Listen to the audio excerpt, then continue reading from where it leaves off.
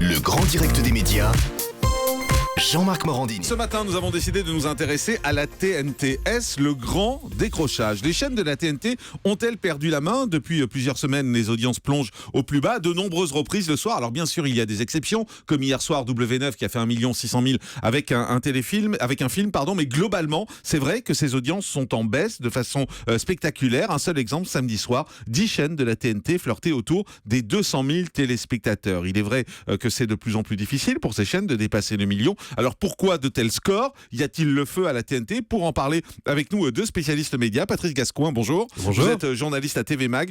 Face à vous, Caroline Bonacossa, bonjour. Vous êtes journaliste au Parisien. Caroline, on commence avec vous d'abord. C'est vrai que c'est assez frappant de voir cette TNT dont tout le monde disait que ça allait révolutionner la télévision, que ça allait faire des scores d'audience rapidement. Toutes les chaînes allaient se retrouver au-dessus du million en prime. Et là, on s'aperçoit qu'il y a un vrai coup de mou. Que se passe-t-il? Alors, il y a un coup de mou, c'est vrai. Vous citiez samedi soir, c'est vrai que ça fait 2 samedis de suite où on voit des audiences de la TNT qui sont très faibles. Mais rappelons quand même que le samedi soir, vous avez sur TF1 The Voice, qui est le programme de flux qui marche le mieux sur TF1, qui fait 7 millions de téléspectateurs. Donc, quand vous avez 7 millions de téléspectateurs qui sont les yeux rivés sur une chaîne, la TNT forcément, qui se présente souvent comme un second choix pour les téléspectateurs, pâtit de cette vue massive. Et du coup, les programmateurs de la TNT ont aussi tendance, face à cette programmation forte, à proposer des programmations plus faibles. Pourquoi aller batailler face à The Voice? Donc, ils proposent des programmes qui sont moins fédérateurs. Et ça explique aussi, du coup, une baisse aussi massive, effectivement, des résultats de la TNT le samedi. Vous avez soulevé un point important. Vous avez dit la TNT qui est souvent un second choix. Oui. C'est-à-dire que dans la façon dont fonctionnent les téléspectateurs, d'abord on regarde les grandes chaînes. Tout à fait. Et s'il n'y a rien sur les grandes chaînes, on va chercher s'il y a quelque chose de bien sur la TNT. C'est ça le fonctionnement. Un petit peu, mais on peut dire aussi que le fonctionnement, c'est où est l'événement? Que se passe-t-il? Quand on voit que TMC diffuse la demi-finale historique de handball et fait 3,3 millions de téléspectateurs, en fait l'événement ce jour-là, il est sur TMC. TNT ou pas TNT, on a envie de suivre l'actu, on a envie du show. Le show est sur TMC et on y va. Et là, on ne fait plus le distinguo, chaîne historique, chaîne de la TNT. Patrice Gascoin, vous avez la même analyse? Oui, c'est vrai. C'est-à-dire que si on regarde effectivement le samedi soir, il y a 3 rediffusions de séries américaines multivues, 3 séries françaises multivues. Donc il y a une vraie faiblesse dans l'offre des programmes de samedi soir. Et finalement, la seule qui tire son épingle du jeu, c'est France 5. Et c'est la prime à 2 choses, quoi. La prime à France 5 est une marque en elle-même qui est plus ancienne finalement que les récentes de la TNT. Et la prime à un programme qui s'appelle Échappée belle, qui là aussi est un programme qui existe depuis 99, donc depuis qu'il y a 9 saisons maintenant, et qui souvent propose en plus un programme inédit, ce qui n'est pas le cas de toutes les rediffusions. Donc il y a une vraie prime à la qualité. Différente en plus, parce que c'est une offre de voyage, c'est une offre d'exploration, donc qui est très différente. Mais est-ce que la TNT souffre pas au fond d'un problème financier? Il y a aussi un problème mécanique, c'est-à-dire que j'appelle ça le syndrome TF1. C'est-à-dire qu'avant, dans le temps, on disait la télévision elle s'allume et elle se met automatiquement sur 1. Donc il y avait une sorte d'agrégation d'audience naturelle sur TF1 à être sur le 1. Là c'est pareil, quand on commence à zapper, on commence rarement par 22, 21 avec ça, on commence par 1.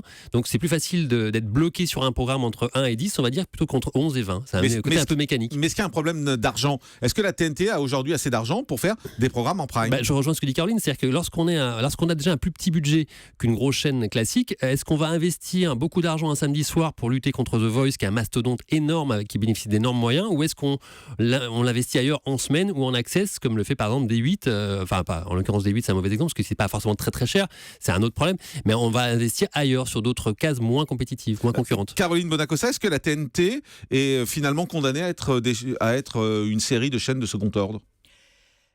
Il faut surtout pas qu'on arrive là-dedans. Moi, je pense que la TNT doit essayer, avec des moyens qui sont forcément beaucoup plus limités que ceux des grandes chaînes, de proposer des émissions différentes, des émissions intéressantes. Quand on voit par exemple la réussite extraordinaire de Touche pas à mon poste sur D8, c'est quoi? C'est un peu du jus de crâne quand même. C'est une émission qui est pensée, qui est originale. Patrice Gascoin n'a pas l'air d'accord. Oui, je ne sais pas si c'est du jus de crâne, mais je dirais plutôt que là aussi c'est la prime à l'ancienneté. Non, mais là aussi c'est aussi la prime à l'ancienneté, à la régularité. Ça a commencé sur France 4, ça a grandi depuis quelques années. Ça fait donc régulièrement. Donc là aussi, c'est une sorte de prime à l'ancienneté, à la marque touche pas à mon poste, quoi. Et quand TMC décide d'investir sur des nouvelles personnalités de TF1 qui arrivent pour venir muscler sa chaîne, c'est pareil, elle investit sur des noms, sur de la notoriété. Ça marche pas toujours. Julien Courbet, par exemple, ça n'a pas marché. Non, mais là aussi, c'est parce qu'il y a, face à lui, il y a eu touche pas à mon poste, notamment, et que ça a tué dans l'œuf. D'ailleurs, vous avez vu, TMC maintenant ne lutte pas contre l'Access, quoi. Pour l'instant, ils mettent de côté. Sur la prime à l'ancienneté, je ne suis pas forcément d'accord. Si vous regardez Nouvelle Star, quand c'est arrivé sur D8, le premier prime a fait 2 millions de téléspectateurs. Et là, depuis, donc c'était en 2013. Et là, depuis, Nouvelle Star, qui est pourtant une marque, qui a pourtant de l'ancienneté, s'érode. Parce que les téléspectateurs aussi s'usent et ont envie de nouveautés et de programmes intéressants et différents. Donc la prime à l'ancienneté, c'est pas suffisant. Et notamment, c'est un des problèmes aussi de la TNT, qui avait beaucoup misé sur les 90 minutes enquête, sur les émissions qui étaient tout un peu... Reprise des grandes chaînes. Reprise des grandes chaînes où on suivait toutes les équipes de police de toute la France, je pense, ont été filmées. Ça a très bien marché au début de la TNT. Et là, on voit bien que ces programmes ne sont plus dans les meilleures audiences de la TNT. Oui, mais il y en a 10 par semaine. Donc effectivement, à force de suivre les policiers, les gendarmes, les douaniers, etc., 10 bien par sûr. semaine, qui sont souvent des recyclages de reportages qu'on a vus sur M6 ou TF1, c'est sûr qu'à un moment, ça lasse. Mais on a vu D8, par exemple, quand D8 est arrivé, ils se sont appelés la nouvelle grande chaîne. Or aujourd'hui, c'est vrai que D8 marche très bien, ils font très belles audiences, ils sont sans doute la première chaîne de la TNT. Pourtant, ils restent loin des grandes chaînes. Est-ce que c'est possible, selon vous, qu'un jour une chaîne de la TNT parvienne au niveau d'M6, par exemple, ou de France 3 ? Bah, je pense que oui, c'est possible. M6 et France 3 à terme vont avoir chaud, quoi. C'est clair, mais ça sert dans la durée. Mais effectivement, D8 c'est un peu le contre-exemple parce que D8 c'est quand même bénéficie des gros moyens de Canal+, comme TMC aussi à un degré moins de TF1. Donc je pense que mais en même temps, ils sont en sur-régime en termes d'investissement. Oui, mais vous regardez les primes de D8, ça fait pas des scores exceptionnels. Ça marche bien grâce à Cyril Hanouna en Access, mais quand vous regardez les primes, quand ils rediffusent des séries de Canal par exemple, souvent c'est des échecs. Oui, alors la vraie question c'est effectivement Nouvelle Star. Pourquoi Nouvelle Star ne marche pas mieux alors que tout est bon, quoi. Le casting est bon, l'animateur est bon, les jurés sont bons. Donc c'est une vraie surprise. Il faut se poser la question, est-ce que la perte d'audience, elle touche finalement toutes les strates de la TNT et que finalement tout le monde y perd? Ouais, et quand les chaînes veulent innover, on pense à l'émission politique de D8 par exemple, ça a été un bide. Donc c'est pas simplement l'innovation qui compte. Pas seulement l'innovation, c'est sûr, mais parfois aussi on est un peu sévère sur les nouveautés. Vous le savez, Jean-Marc, et c'est un reproche qu'on se fait tous à nous, observateurs des médias, c'est-à-dire qu'on guette un programme dès le lancement. On estime que c'est en dessous, c'est un peu décevant et tout, et on en conclut d'un échec.